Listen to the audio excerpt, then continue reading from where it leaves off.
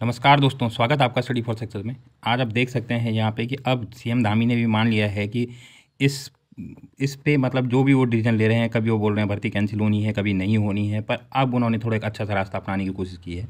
अब वे क्या करने लगे हैं, वो एक कानूनी राय लेने लगे हैं, क्योंकि जब मैटर इतना बड़ा हो चुका है तो उस पर आपको क्या कानूनी राय ही लेनी होगी, क्योंकि इसमें कोई भी भावनात्मक या कोई भी किसी भी भावनात्मक तरीके से डिसीजन नहीं लिया जा सकता है, क्योंकि वो पेपर इतने बड़े स्तर पर लीक हो चुका है, या जो भी पेपर बड़े स्तर पर लीक हुए हैं तो उसमें कानूनी ही सहायता ली जाएगी। तो आप देख सकते हैं यहाँ पे कि भर्ती घपला जांच पर कानूनी राय ले रही है सरकार। तो अब यहाँ पे धामी जी क्या है, कानूनी राय ले रहे हैं।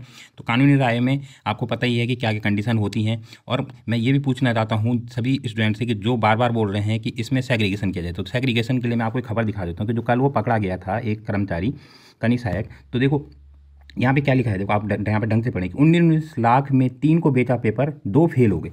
तो अब सबसे बड़ी समस्या यहाँ पे यही आ रही है कि जो बोल रहे हैं कि हम सेग्रीगेशन करके उनको छांट कर बाहर कर दो, ऊपर ऊपर वालों को जो भी सिलेक्टेड हो रखे हैं, पर नीचे जो 75 नंबर के नीचे जो 74 पॉइंट समथिंग या 73 पे या 72 पे या 71 पे, वहाँ पे ऐसे बच्चे बैठे हुए हैं कि जिनको पेपर मिल गया था और वो फिर भी फेल हो रखे हैं। तो अब उनको कहाँ से ढूंढोगे आप? वो तो सब लोग क्या हैं, गायब हैं, और वो सिर्फ इंतजार कर रहे हैं कि कब जो ऊपर वाले हैं जो पकड़े जाएंगे और कब वो साइड होंगे और कब हम क्या हैं अपनी रैंकिंग में आएंगे और हमें नौकरी मिल जाएगी। तो यहाँ पे सेग्रीगेशन का कोई मतलब ही नहीं है। आपने संतोष बोटोजी का भी इंटरव्यू सुना होगा, उन्होंने भी बोला था कि एक बार अगर पेपर लीक हो जाता है तो उसकी शुचिता भंग हो जाती है। शुचिता भंग हो जाती है तो इसमें ऐसा पता लगाना मुश्किल हो जाता है कि पेपर कहाँ कहाँ और किस किस तक पहुँचा हो।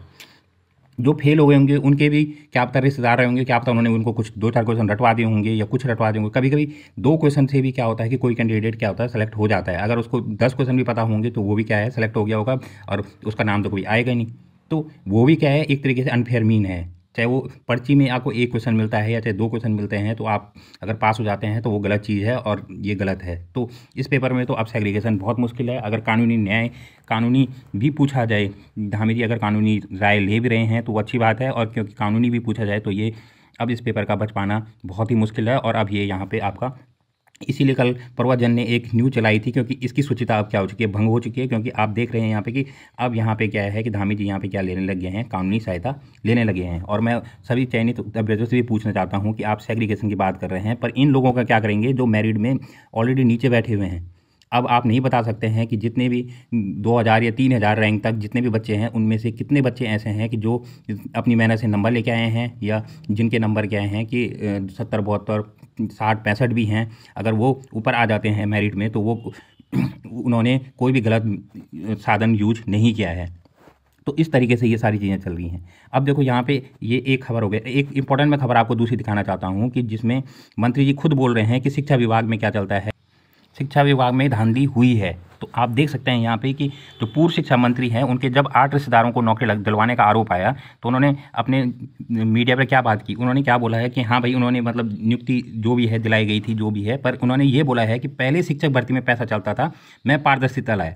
इसका मतलब सबको पता है कि शिक्षा विभाग में भी क्या है खतरनाक वाला घोटाला चलता है। और अब कितनी पारदर्शिता लाए, तो ये भी क्या है क्वेश्चन का। देखो ये बोल रहे हैं यहाँ पे खुद बोल रहे हैं कि पैसा चलता था, तो ऐसा तो नहीं हो सकता है कि पैसा चलता था तो आप बिल्कुल ही पारदर्शिता लाए होंगे। हम इनकी बात मान लेते हैं, पर इसका मतलब इन्होंने भी अब कबूल दिया है कि इसमें पैसा चलता था। तो इस खबर को हम थोड़ा देख लेते हैं कि पूर्व शिक्षा मंत्री एवं गदरपुर के भाजपा विधायक अरविंद पांडे ने कहा है कि उनका शिक्षा मंत्री बनने से पहले विभाग में होने वाली नियुक्तियों में पैसा चलता था, लेकिन उनके मंत्री बनने के बाद सभी नियुक्तियां पारदर्शी तरीके से हुई। भर्ती में गड़बड़ी की किसी तरीके से कोई गुंजाइश न रहे, इसके लिए उन्होंने 25 अंकों के साक्षात्कार को 5 अंक का करवाया। इसमें भी हर उम्मीदवार को कम से कम 3 अंक दिया जाना अनिवार्य करवाया गया। पूर्व शिक्षा मंत्री अरविंद पांडे ने इन दिनों सोशल मीडिया में खबर वायरल हो रही है कि उन्होंने अपने 8 रिश्तेदारों को शिक्षा विभाग में नियुक्तियां दिलाई। इस मामले में सामने आए पूर्व शिक्षा मंत्री का कहना है कि उन्होंने अपने रिश्तेदारों को नियुक्तियां दिलाई या नहीं, यह हकीकत सबके सामने आ जाएगी। यदि कहीं कुछ गलत हुआ है तो उसकी जांच होनी चाहिए। पूर्व मंत्री ने कहा है कि उनके शिक्षा मंत्री बनने से पहले विभाग में नियुक्तियों के नाम पर पैसा चलता था। जिस उम्मीदवार के लिखित परीक्षा में अधिकतम अंक होते थे, पैसा न मिलने पर 25 अंकों के साक्षात्कार में उसे कम से कम अंक देकर बाहर कर दिया जाता था। लेकिन उनके मंत्री बनने के बाद विभाग में पारदर्शी तरीके से 15,000 नियुक्तियाँ हुई। तो अब देखो यहाँ पे सिंपल सा यही उठ रहा है, क्योंकि अब ये भी कबूल करने लगे हैं कि पहले क्या चलता था, पैसा चलता था और उनके टाइम पे पारदर्शिता आ गई। तो अब कुछ नहीं बोला जा सकता है कि पारदर्शिता आई या नहीं आई, वो जांच का विषय है। तो पर अब इससे भी यहाँ पे सवाल खड़े उठते हैं कि जितनी भी शिक्षा भर्तियाँ हुई हैं उनमें भी क्या है, इसका मतलब पैसा चलता था। और ये चीज़ें देखो, ये सब आप लोगों की जीत है। आप लोगों की जीत क्यों है? क्योंकि अब आप लोग ही एक तरीके से विपक्ष हैं। आज विपक्ष इतना मजबूत है, इसलिए सरकार क्या है कि सारे मुद्दे सुन रही है और सारे भ्रष्टाचार खुल रहे हैं। कभी कोई नेता कोई भ्रष्टाचार खोल रहा है, विधानसभा भर्ती वाला भ्रष्टाचार वहाँ पे कांग्रेस वालों ने खोल दिया। फिर जब कांग्रेस वालों ने आरोप लगाए तो फिर क्या बीजेपी वालों ने फिर कांग्रेस वाले भ्रष्टाचार को खोल दिया। इस तरीके से सारे के सारे भ्रष्टाचार क्या हो रहे हैं, उजागर हो रहे हैं। कोऑपरेटिव बैंक का भ्रष्टाचार आप देख ही रहे हैं। कल एक दूसरा वहाँ पे भंडारण विभाग का मैंने आपको भ्रष्टाचार दिखाया। तो इस तरीके से क्या है कि सारे के सारे भ्रष्टाचार अब क्या हो रहे हैं, खुलते जा रहे हैं। और ये सब आप लोगों की ताकत है और आप लोगों के ही जीत है कि आप लोगों ने इतनी दृढ़ता से आवाज़ उठाई कि आज उत्तराखंड की हर एक घोटाला खुल रहा है।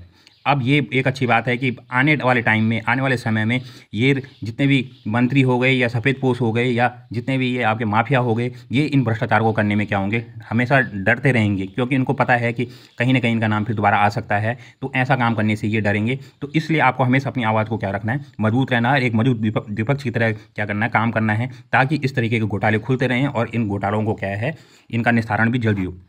इसके अलावा देखो, आपने ये खबर है, ये तो मैंने आपको बता ही दिया है कि ये कल जो आदमी क्या हुआ, गिरफ्तार हुआ था और इसने जिन बच्चों को नकल करवाई थी वो भी क्या हो गया, आपके पास नहीं हो पाए थे। और इसके अलावा ये आप सारी खबरें दे सकते हैं। अब ये खबरें चलती ही रहेंगी कि देखो कांग्रेस भी वहाँ पे क्या करनी, धरना कर रही है। इस तरीके से प्रेमचंद अग्रवाल जी के घर पे भी क्या है, कल धरना किया गया था।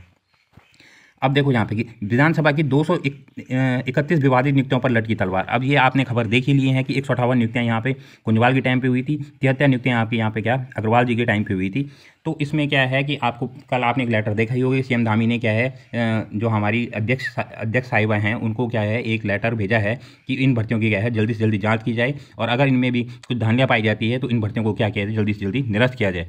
तो ये सब आप लोगों की क्या है जीत है और इस तरीके से आप ये क्या है खबरें यहाँ पे देख सकते हैं। इसमें तो ये खबर है यहाँ पे कि जो दागी आरएमएस कंपनी को भेजा नोटिस और ये ब्लैकलिस्ट होने जा रही है कंपनी, और इस कंपनी से 7 दिन का क्या मांगा गया है, समय मांगा गया है। और समय मांगा गया है इस कंपनी से कि 7 दिन के अंदर ये क्या है जवाब दाखिल करे। अगर ये जवाब दाखिल नहीं करती है तो इस कंपनी को क्या कर दिया जाएगा, ब्लैकलिस्ट कर दिया जाएगा। वैसे तो इस कंपनी को इतना मौका देना नहीं चाहिए था, ये गलत है, क्योंकि जब कंपनी का पता है कि कंपनी का जब मालिक ही गिरफ्तार है, मालिक ही सबसे बड़ा सरगना है, तो उस कंपनी को सीधे ब्लैकलिस्ट करना चाहिए था, उसको तो समय भी नहीं मिलना चाहिए था। कर ये सबसे बड़ी दिक्कत है कि चलो ठीक है, कानूनी तरीके से ही काम किया जाता है, तो इसलिए उस कंपनी से जवाब मांगना जाना भी जरूरी था।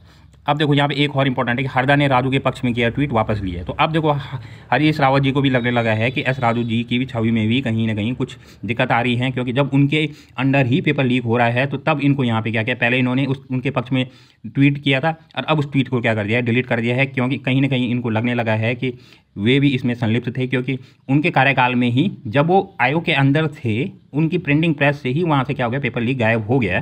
तो ऐसा तो नहीं होगा कि अध्यक्ष जी वहाँ पे बैठे नहीं रहे होंगे और पेपर क्या कोई दूसरा वहाँ से चुपचाप निकाल के ले गया होगा। जब उतना छोटा सा आयोग है, 10-12 कमरे हैं उसमें, वहाँ पे सारे कमरों की जानकारी सीसीटीवी सब क्या रहता है, अध्यक्ष जी के सामने रहता है। कि अध्यक्ष जी को अपने सीसीटीवी में नहीं दिख रहा होगा कि वहाँ पे प्रिंटिंग प्रेस में क्या चल रहा है, जब इतनी इंपॉर्टेंट जिम्मेदारी वहाँ पे चल रही थी कि जब वहाँ पे पेपर आपका छाप रहा है तो अध्यक्ष जी को तो पहले वहाँ पे प्रिंटिंग प्रेस के सामने होना चाहिए था, नहीं तो सीसीटीवी उनके सामने होती है, सीसीटीवी में वो देखते रहते हैं कि किस प्रिंटिंग प्रेस में इसमें कैसे काम चल रहा है। तो क्या वहाँ पे वो देख नहीं रहे थे कि पेपर कैसे जा रहा है, कौन वहाँ पे पेपर पेन ड्राइव से लेके जा रहा है, कौन वहाँ पे पेपर को कैसे लेके जा रहा है। तो यहाँ पे क्वेश्चन उठते हैं। इसलिए यहाँ पे क्या है कि हरीश रावत जी ने क्या कर दिया है, जब उसके या एस राजू जी के उनके वहाँ पे पक्ष में ट्वीट लिखा था, उस ट्वीट को क्या कर दिया, डिलीट कर दिया है। तो इस तरीके से ये सारे के सारे गेम चल रहे हैं और ये सब आप लोगों की ही जीत है। और अब आप लोग भी कमर कस लें कि 7 तारीख को एक बड़ा आंदोलन होगा, उससे ही सरकार को और ज़्यादा क्या होगा, बैकफुट पे लाया जाएगा और सरकार तब जाके क्या होगी, स्टूडेंट के फेवर में अच्छे से अच्छे फैसले लेगी। सरकार अभी अच्छे फैसले ले रही है, बट सरकार और अच्छे फैसले लेगी जब आप लोग क्या करेंगे, अपनी शक्ति सरकार को दिखाएंगे कि युवा शक्ति क्या होती है। तो इसलिए आप लोग सभी लोग क्या करें, देहरादून में ज़्यादा से ज़्यादा आएँ और इस भ्रष्टाचार को भ्रष्टाचार से उत्तराखंड को मुक्त करने के लिए, पूर्ण रूप से मुक्त करने के लिए अपना योगदान जरूर दें। इस वीडियो को देखने के लिए आपका बहुत बहुत धन्यवाद।